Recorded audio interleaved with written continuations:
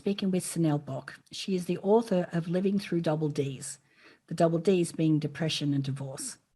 So I'm hoping that our conversation today will help you to understand that if you are going through these things yourself, that you are not alone and that there is a light at the end of the tunnel. So enjoy. Well, hello, everyone, and welcome to the podcast for this week.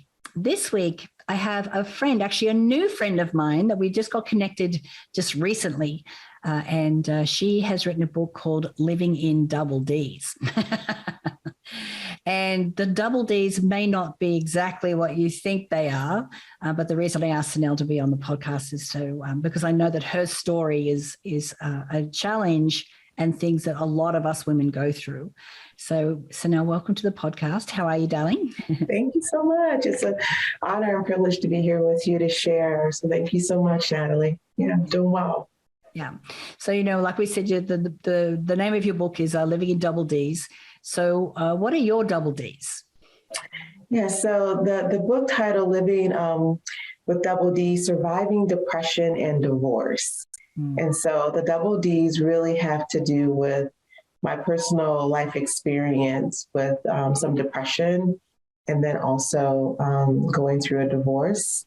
And those things happen relatively close within about 6 months of each other. Things kind of went topsy-turvy in my life. So I share my personal testimonial, I guess I would call it, in the booklet. So yeah. So depression and divorce. So what came first, the depression or the divorce? Well, I would probably say the depression started probably right around the time that the marriage was starting to fall apart. So I wouldn't say they were exactly like parallel, but they kind of started around then. And, to be quite honest, I can actually trace back the depression many, many years earlier. It's kind of interesting. After my first child, I went through some postpartum depression.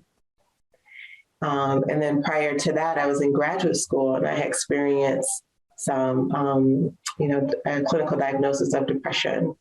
And so I have a history of kind of ebbing and flowing in and out of, some clinical depression. And then some times in my life that were just quite tumultuous and I felt very down.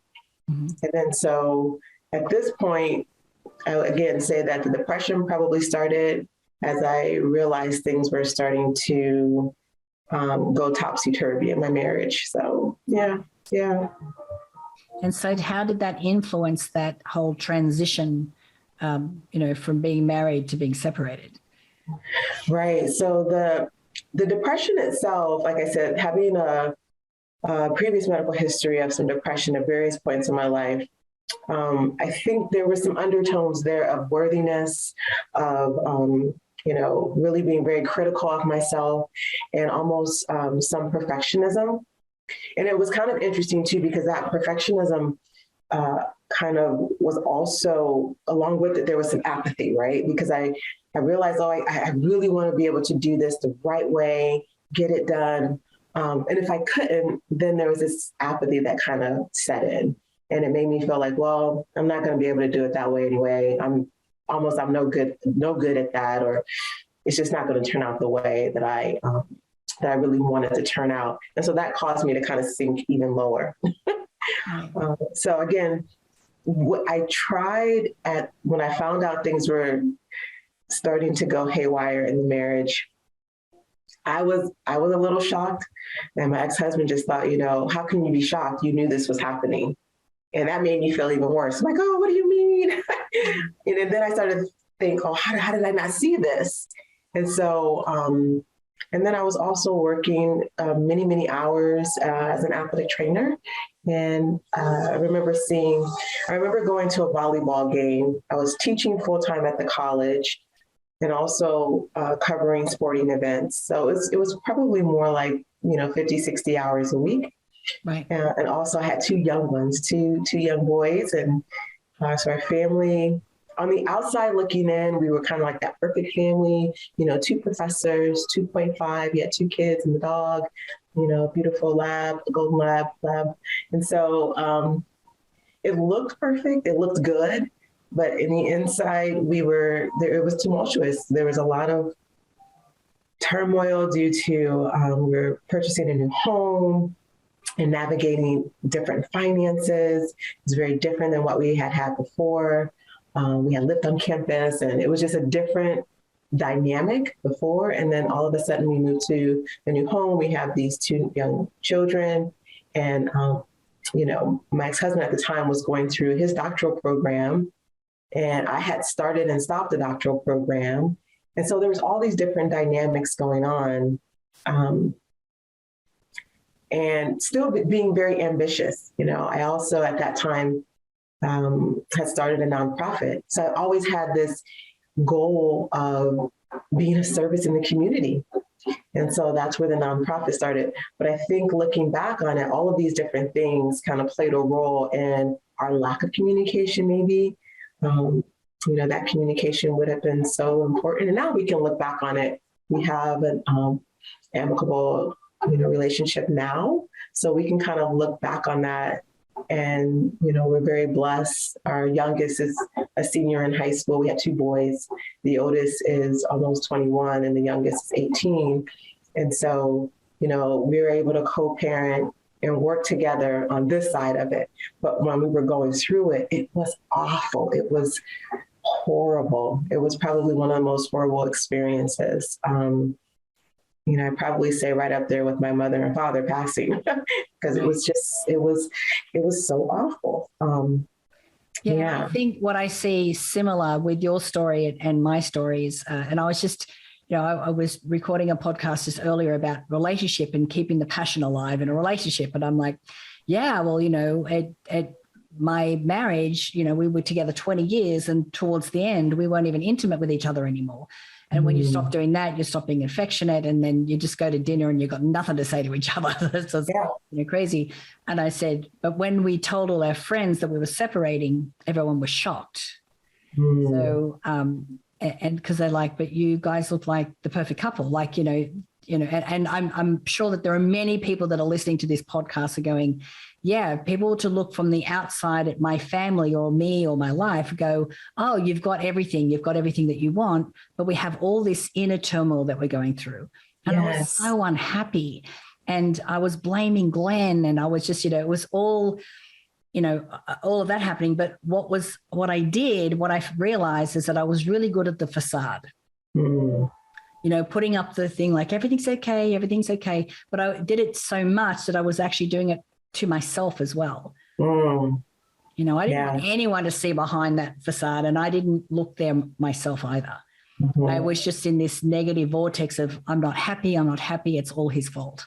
Of course, I since learned and really got that lesson hard when I lost my scapegoat, that happiness is my own responsibility. Yes.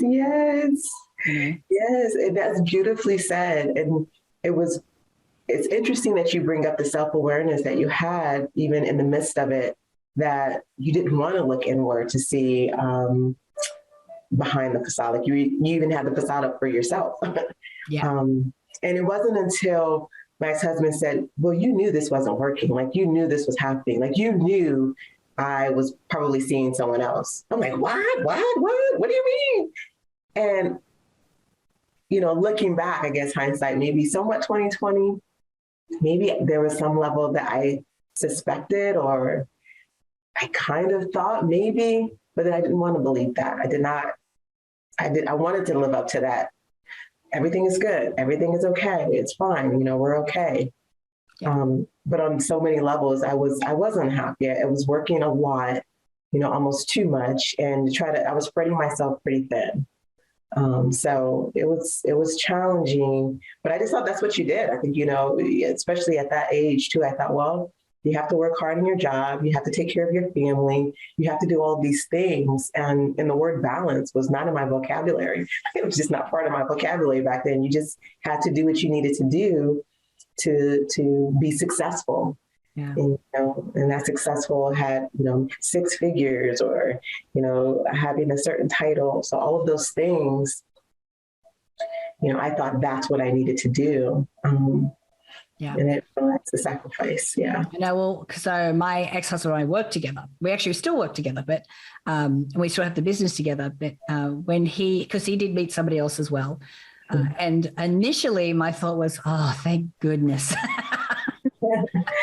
That was kind of relieved. I'm like, oh, good. He's met someone else will get to look after him. He's going to be okay. This is fantastic. And even though I was, happy for it to be over because I was so unhappy myself, I still went through, those periods of like, yes, I'm upset and I'm mourning what we've lost, because we had this life together. And I honestly thought, I don't even know who I am without him. That was my first thing. Is like, oh my God, it's been Glenn and Natalie for 20 years, like, in so many different situations and this wild adventure that we had. I'm like, who am I without him? And I think that's what started my journey. And after a few days, I'm like, well, wait a minute, who do I want to be? Because I can reinvent myself. And I ended up, basically going back to the original version of who I was. But what was that journey like for you? Because I didn't have children. So, all we had together was the business, and we made a commitment to making sure that the business, was sustainable and we could keep going. But with children, there's a whole different story. Yeah, it's very interesting you say that, because I think for all of us, I remember I really strongly encouraged my ex-husband. I said, why don't we try counseling? Well, initially he wouldn't have any of it. We don't need that. I don't want it.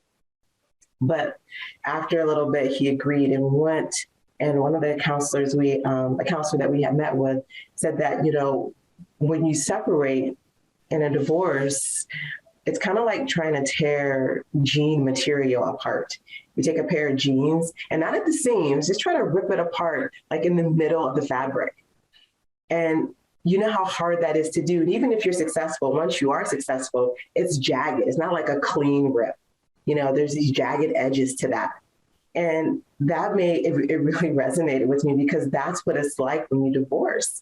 And in our marriage, we were together almost 13 years. And I'd say the first, probably about 10 years was pretty doggone good.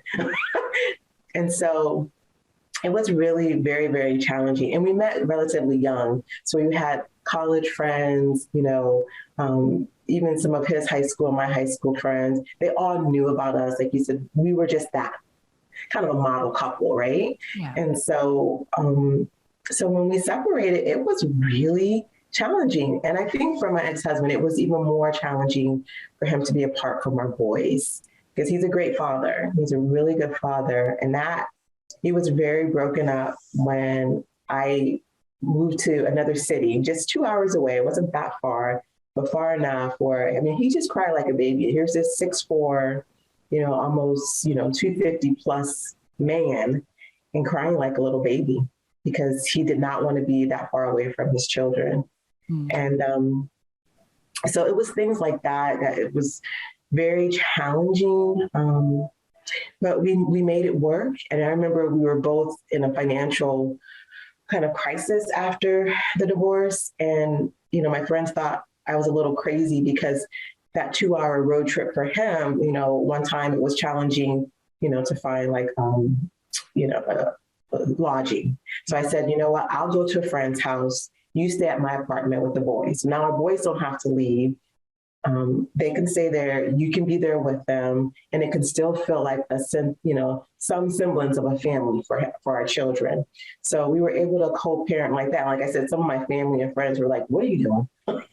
How could you do that?" But there was just something in me that it felt like that's what we needed to do. We had to put our differences kind of aside. And I'll tell you, it turned a switch for him. Like it kind of flipped a switch for him, because the kinder I was in that situation, and I mean true love, like I had to really go into my heart. I hadn't forgiven all the way just yet, but there was that sense of love and forgiveness that I was working on. And by demonstrating that, I started to see that being returned. I started to see his anger toward maybe me, but also just our life circumstance, financials. We had just built a beautiful home together, all of those things. I started to see him beginning to soften and starting to look at what's really important here. So I think that demonstration of love made a big difference in our relationship. And part of that I talk about in the book too. Part of the way that I came to that is through meditation and prayer. You know, lots of prayer, and then later on down the road, meditation too. So. Yeah, no, that was, I've got mine and Glenn's commitment to each other as well. Mm-hmm. Always maintain our level of love, respect, and commitment. Yeah. And to ourselves, to each other, to the business. You know, for us, it was always that, which has helped us to, you know, like I said, this is what, 9 years later, still business partners, still friends. It's all good. But it you know, you kind of have to make that commitment. So what was some of the bigger lessons that you learned from that time? What's something that, you know, you go, okay, even though divorce is never an awesome situation, you know, what's the positive that you garner from going through that experience? Yeah, you know how people, there's like a cliche or saying, I'm not sure who said it, but what doesn't kill us makes us stronger. I really felt like that. I wouldn't wish divorce on anyone because, like you said, it's very, very challenging, especially if I don't think anyone gets married to get divorced. Maybe there's some shady stuff going on. I don't know. But most people who enter into a union of marriage, you know, they don't do that expecting to divorce. And so that's really, it's just very, very challenging. One of the big things that I say I garnered or learned or, you know, grateful to God that I came to is the act of forgiveness. And, you know, that's over time. It wasn't like I forgave him or I forgave her or I forgave myself or I forgave God. Like, how can this happen to us? You know, all in one instance. I mean, it took time. So our divorce was final in 2012. So that's almost 10 years. I think it'll be 10 years, you know, pretty soon. And so, but that took time. You know, it was even 5 years. I think I shared this with you a little bit ago. It was actually about 5 years after the divorce that I was in a meditation, and it was a guided meditation. And it guided us through a love practice, and then also a forgiveness practice. And it had us think of someone that we may want to, you know, we have an ought against, or that they have hurt us, or there's some hurt in that relationship. And, you know, I'm just sitting on my back in meditation, and that was my ex-husband and his wife came into my head. And I thought, oh my gosh, where is that coming from? And here there was still some forgiveness that I needed to extend. And then the third person that popped up was myself, you know? So that forgiveness, I think, happens over time. It's a process. And so I think maybe knowing that can be helpful for individuals who are going through really tough obstacles, is that each day that passes, there may be a little bit more forgiveness. And that's a good thing. That's a really good thing. It doesn't have to necessarily happen all at once. That's great if it can. However, for most of us, it may be more of a process. Yeah. Yeah, when my marriage was over, I was like, okay, what was my role in this? Like, I need to figure out what my role was in this. You know, I know that it wasn't all Glenn, and especially when I, you know, had no one else to blame. I'm like, oh, okay. Yeah. I'm looking at myself right now. And part of that was really being honest about some of my triggers and some of my programs that would come up. Yeah. Yeah. And when I really did a lot of work on myself, I realized like my deep core wound is abandonment. You know, my mother left when I was 3. So, and I wasn't really aware of that. It wasn't until I actually sought out and did the Hoffman process and some other programs to really kind of get to the core of, you know, why I was acting the way that I was. Because I know I could have acted differently. I know I could have done more to, you know, possibly save the relationship, but I didn't want to. And I'm like, why don't I want to? Why don't I want to do that? So that was like something that I'm like, I really want to get to the bottom of what that is. So did you have any realizations like that from, you know, when you kind of navigated through this? Yes, I did. And it's so powerful when you can step into that space of self-reflection and healing, and I guess I could probably say healing and then self-reflection, because it is easier to blame for probably the first couple years. I could say, oh, he had an affair, he cheated, it was infidelity. And then, I had done that before. I had looked at my role, I had at least asked that question, but I didn't really dive deep into it until a couple years, maybe afterwards. And I really started to, and it actually probably happened right around the time that I realized I was starting to date, and I was kind of bringing individuals into my life that had similar characteristics. It's like, what am I doing? What's going on here? I think when that started to happen, I did take a little deeper dive into what is my role here, and really looking at healing, and then doing things that were, it really just kind of went back to healing for myself. It was a lot of self-work. I started listening to individuals like yourself, your podcast or your videos. I started watching those quite a bit, as well as Louise Hayes, Dr. Wayne Dyer. I started listening to these spiritual leaders, and you all really helped me to understand, again, like, what's my role? What am I doing? What do I really want? And I love those 4 soul questions. Who am I? What do I want? What is my purpose? And what am I grateful for? That 4th one is just immediate joy. Because if we can focus on gratitude too, it just brings us right back to love and joy. Yeah. So I started to really take a deep dive into my own personal transformation, if you will, my own healing, my own self-reflection, and what's my role. Because I also started to learn that we create. Ooh, that was powerful. Like, wait a minute, what do you mean I create? How did I manifest or create something? I started to realize how we do begin to attract these things into our experience. And so all of those things are really powerful lessons for me. So that's kind of what happened for me. Well, and you bring up a really good point, because what I've remembered from you saying that is that my realization about my abandonment wound didn't come up, or I wasn't aware of it until I was in another relationship.